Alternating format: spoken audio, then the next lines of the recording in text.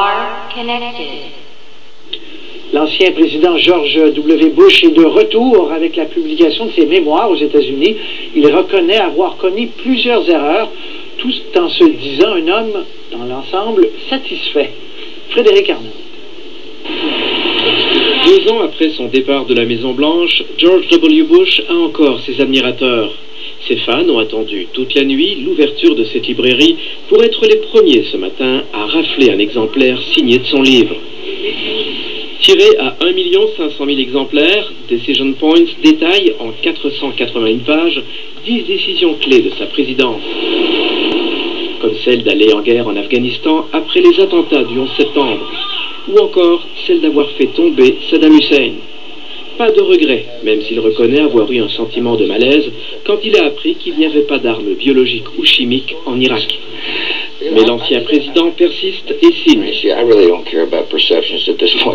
Pas question de changer les perceptions. Et pas de remords non plus sur son approbation de la noyade simulée.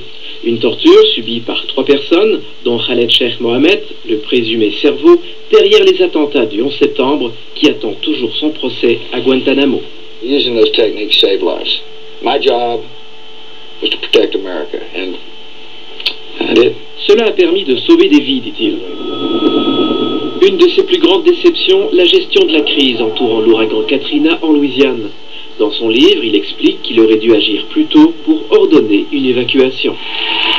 Un livre dont il fait la promotion sur toutes les tribunes, comme chez Oprah Winfrey, où il évite de critiquer son successeur à la Maison-Blanche. Ici, dans le Washington démocrate, la sortie du livre n'a pas déclenché l'hystérie. Juste 3 ou 4 exemplaires vendus. And so no, we haven't had a lot of people lined up to buy the book so far. We've sold a couple.